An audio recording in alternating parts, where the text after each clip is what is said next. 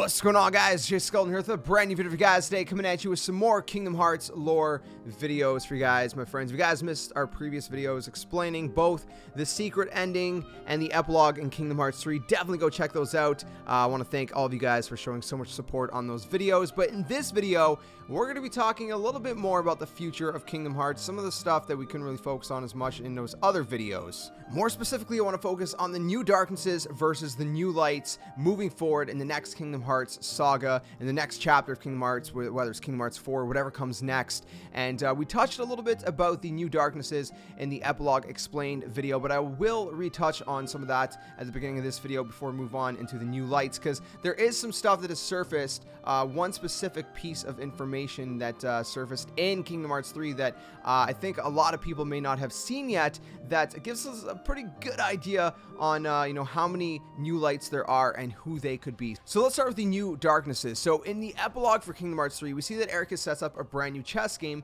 in which he sets up 7 black pieces whose emblems are tied to the 5 Foretellers unions, Luxu, and the Master of Masters. Now, if you guys want to go a little bit more in depth with how these are tied to these characters, I do so a little bit more in the Epilogue Explained video, but for the sake of this video not being super long, we're just going to kind of briefly touch over that. So we can assume by this that the Foretellers will indeed be part of the darkness in the next Kingdom Hearts saga. The question, though, is, are they doing so willingly, or are they being manipulated into it, as it seems is the case? Kind of like what it seemed for some of the members of Organization 13, where they're being manipulated somehow in some way or another. Now, the other question we have is, where is Ava? We don't know where she is. She is missing in the epilogue. It seems as though she could be the one who is mentioned in the secret reports. The girl Isa and Lee talked about, Subject X. Now, if you guys want to go a little bit more in depth with the secret reports, I do have a video that reads off every single secret report if you guys want to know more about that information. Now, another possibility on who this girl could be is it could also be one of the Dandelions, Strelitzia,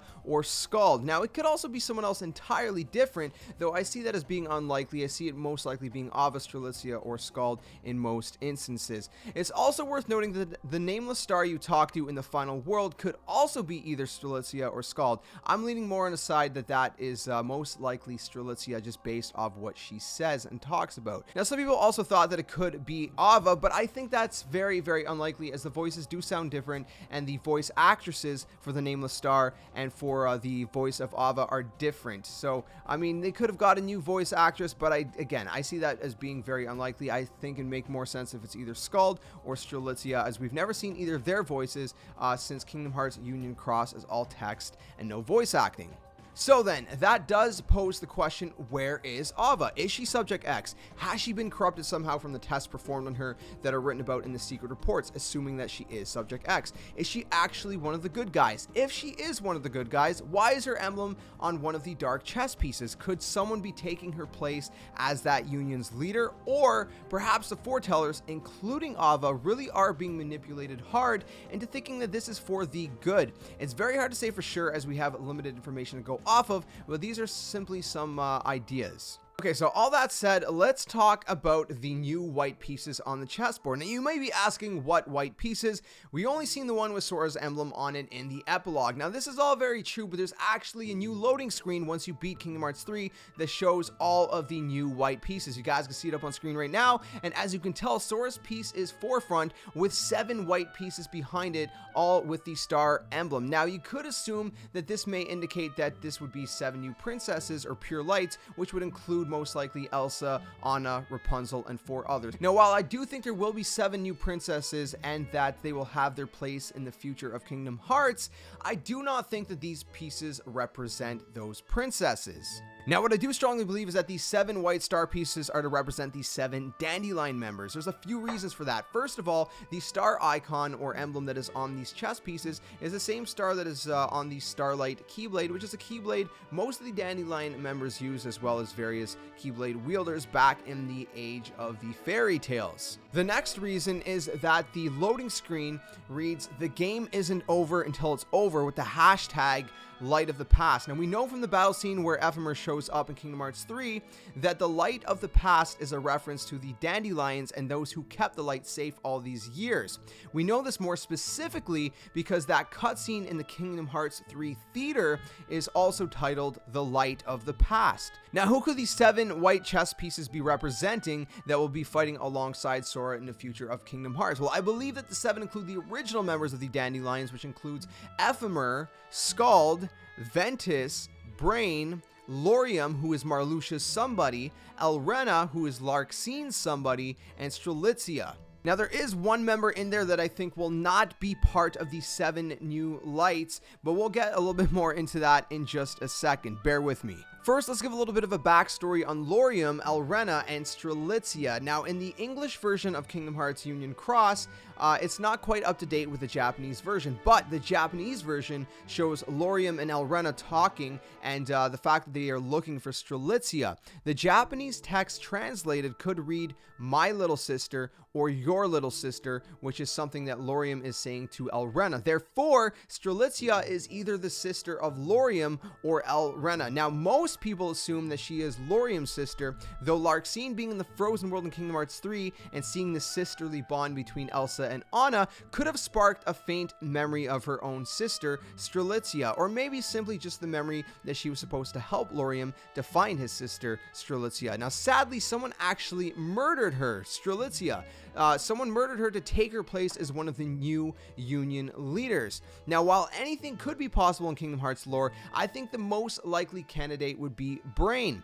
Ephemer was the first member who then recruited Scald, so those two are definitely ruled out. That leaves either Ventus, Brain, or Laurium as the murderer. Now, Ventus seems very unlikely as he seems genuinely good, though perhaps he had a moment of weakness where his darkness came out, as we already know how evil his pure darkness, Vanitas, can be. That said, with Ventus being so good, you would think that he would have some kind of regret and he would fess up in some form or another. So again, I really don't see it being Ventus. Now, if it is Laurium's little sister, why would he murder his own sibling? He seemed genuinely concerned when approaching Elrena about her. Even if it is Elrena's sister, it seems very unlikely that he would do that even in that instance. So before we move on to Brain, I do want to go back to the Nameless Star and point 2 things out that will support, number 1, the fact that this Nameless Star is Strelitzia, and number 2, that it is Laurium's sister, and that is Sora asks, "Whose heart are you?" She says, "No one's anymore. They took away my name, everything about me." And so she was murdered, right? She was supposed to be one of the new Union leaders, and she had that taken away from her from being murdered. So Sora says, "Someone's coming for you?" The star says, "I cannot be certain. He's been changed beyond recognition, his heart replaced with another's." Now, if this is in reference to Marluxia, which is Laurium's nobody, his heart has been replaced as a vessel of Xehanort's. And then she goes on to say, "But were he to regain his old self again," so were he to be reconstructed, recompleted as his normal self, as his somebody, Laurium, "he would be distressed by my absence because they're siblings. So I choose to wait here where he can find me." So again, I believe this is Strelitzia that is in the final world, the Nameless Star, and I do believe that it is Laurium's little sister, and I think all of these ideas are very much supported, especially when you consider that the nobodies, Marluxia and Larxene, are having a hard time remembering their former selves, their completed somebodies, Laurium and Elrena. But when they are to be recompleted as their somebodies, those memories will come back. Therefore, Laurium will go looking for his little sister Strelitzia with the help of Elrena, and they will find a way to bring her back into a bodily form.